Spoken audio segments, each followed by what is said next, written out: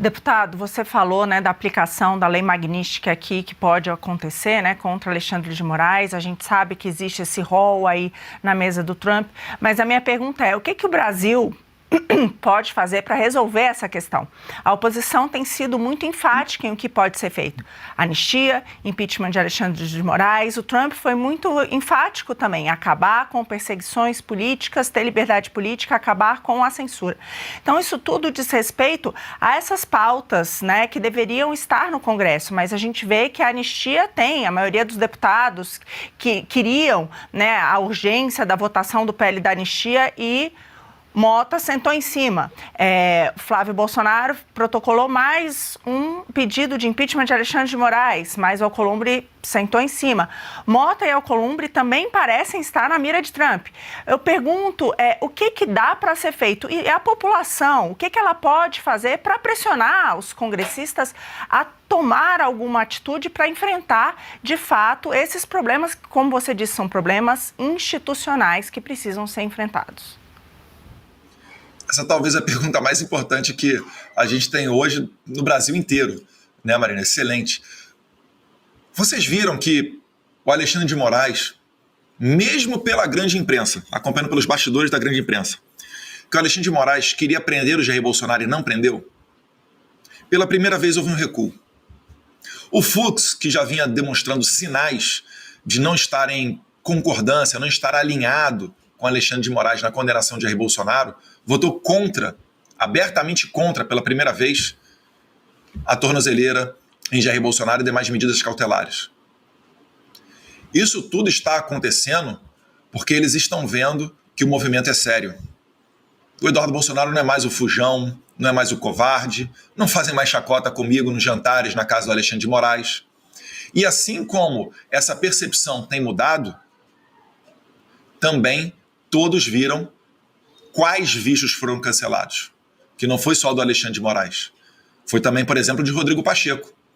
Eu não sei se vocês têm aí, talvez mais para frente no programa das senhoras vocês possam assistir, mas o vídeo em que o Lula fala que ele é bom de truco. Não sou mineiro, mas sou bom de truco. Se o Trump trucar, eu vou dobrar para 6. É num evento onde atrás do Lula estavam lá o Pacheco, o Camilo, né, Camilo Santana, outras autoridades do governo, outros deputados federais. Nenhum deles está sorrindo. Quando o Lula fala que vai trucar com o Trump, o Rodrigo Pacheco, ele quase bota a mão na boca assim, ele fica assim, incrédulo. Ele fala, meu Deus, meu Deus, meu Deus, meu Deus, onde é que vai acabar isso?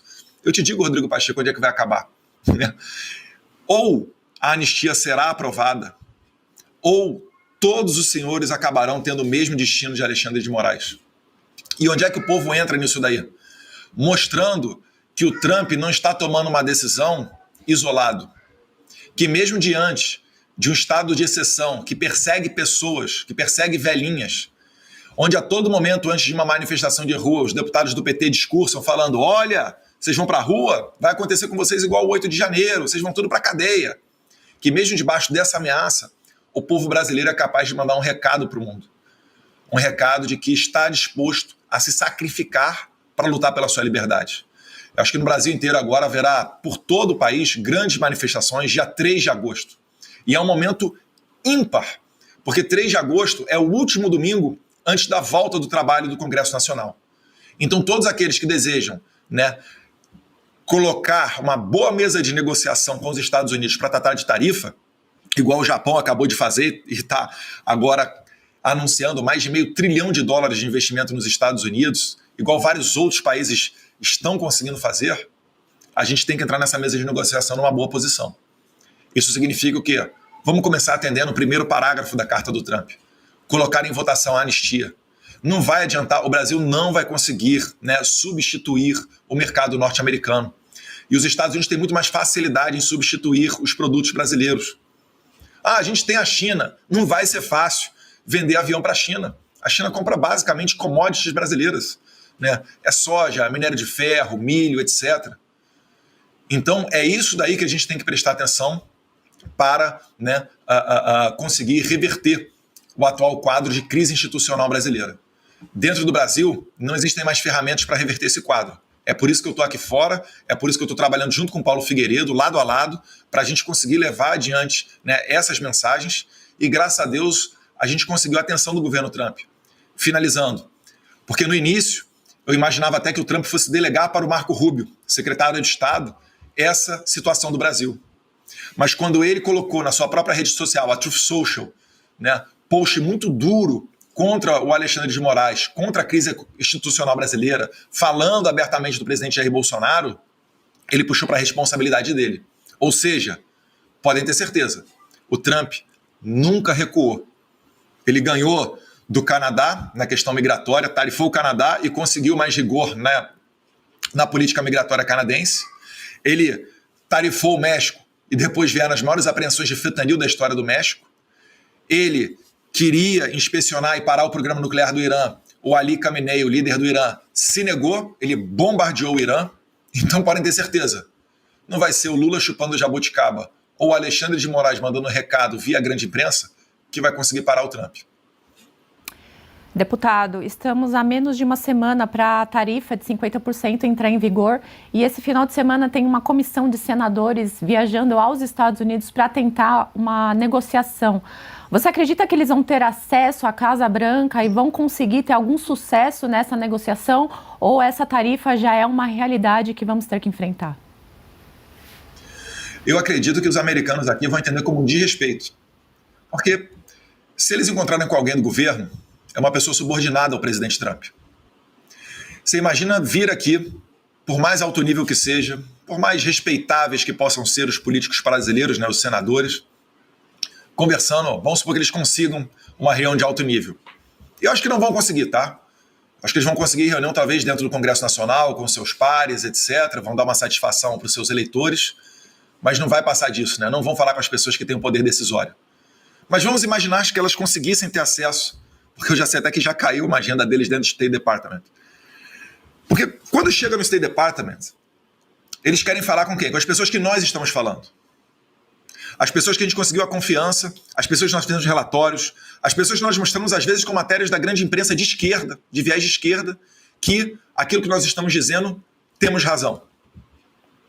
Aí chega, essa pessoa fala, Eduardo, Paulo, você conhece o fulano, ciclano e beltrano? Eu falei, sim. Estou pedindo uma agenda aqui com tal pessoa.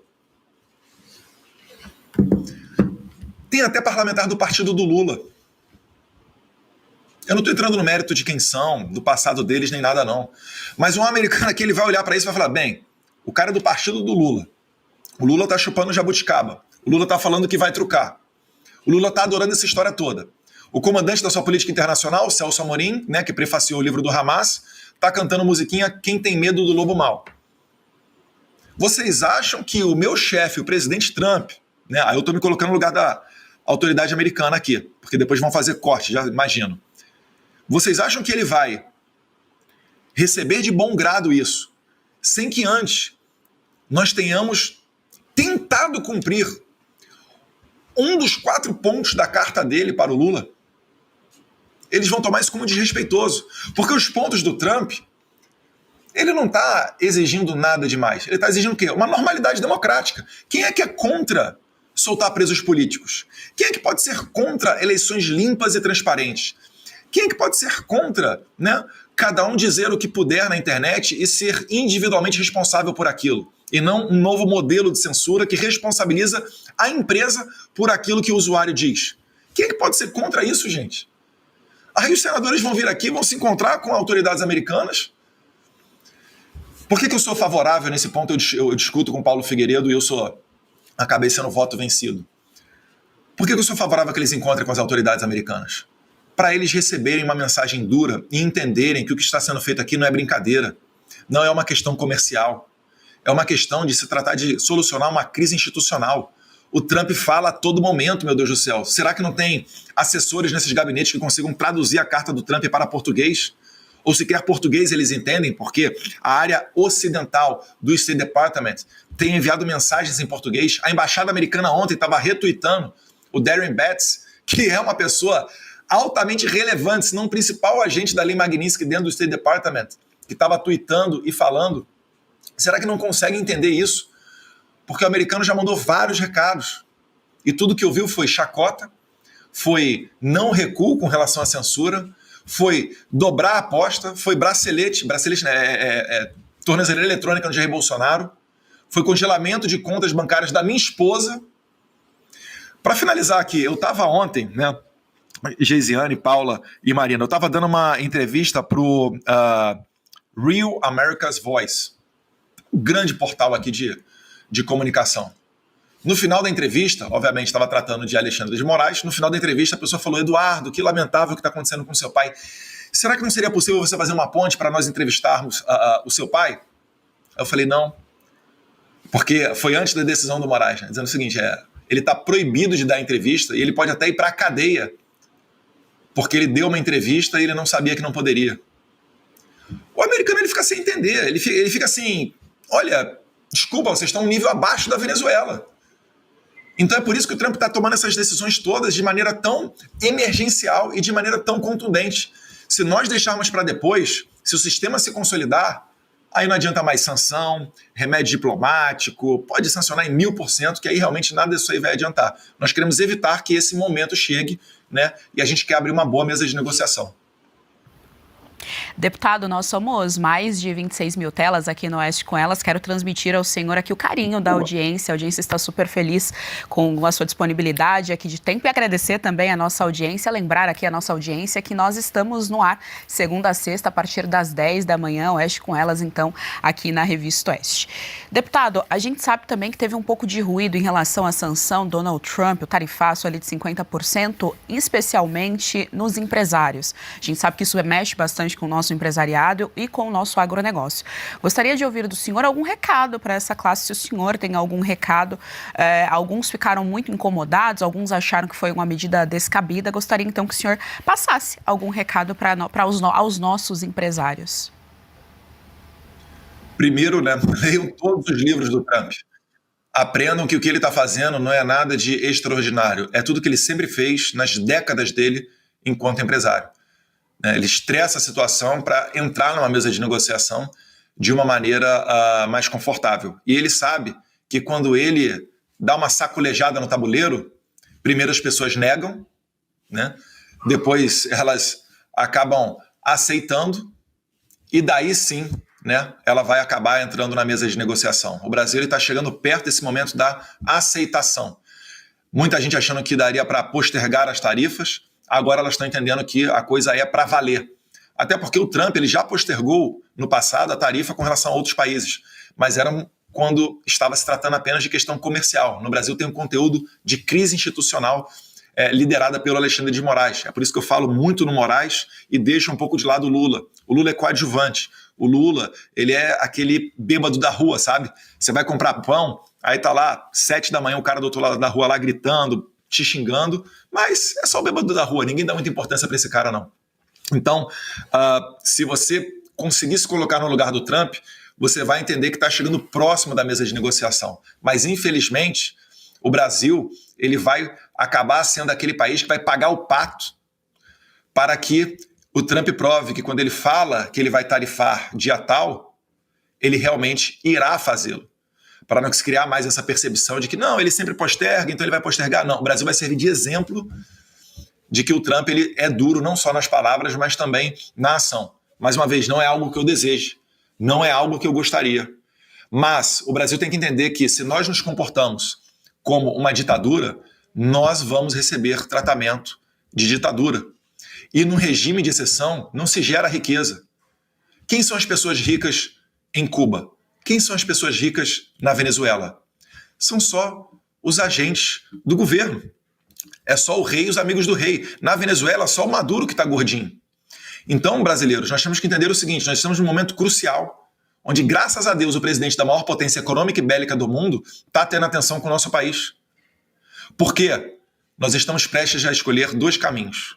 O caminho de Cuba e da Venezuela, onde os senhores serão, né, eternamente escravos, vão trabalhar para pagar altos impostos, para sustentar as viagens do Lula, né, com a Janja, a sua eterna lua de mel, para resgatar a corrupta do Peru, como a ex-primeira-dama Nadine, que foi trazida para o Brasil. Isso sim, uma violação, uma interferência em outro país, no judiciário.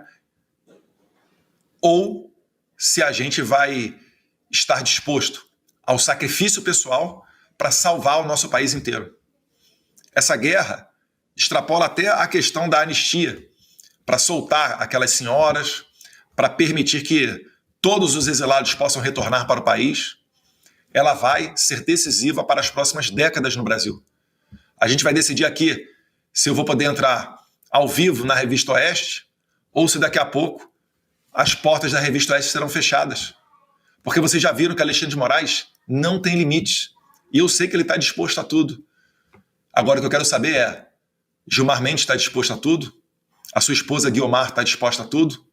Será que o Zanin e o escritório do Zanin Advogados está disposto a tudo? Isso é o que a gente vai ver. Se vai ser preciso, né, como o Paulo Figueiredo diz, queimar a floresta inteira para pegar lá o monstrinho da Birmânia, ou se nós teremos autoridades racionais, ponderadas e responsáveis para evitar que a gente chegue a esse ponto. Empresários brasileiros, é hora de, em massa, fazer pressão contra o Alexandre de Moraes, bater na porta do STF e do povo ir para as ruas, principalmente, né, dia 3 de agosto, além de outras eventuais manifestações. Legal, gostou desse corte? Estamos ao vivo de segunda a sexta-feira, das 10 ao meio-dia, no YouTube da Revista Oeste. Eu, Marina Helena, Adriana Reide e Paula Camacho analisamos as principais notícias do dia. E siga as nossas redes sociais, @oestecom.elas.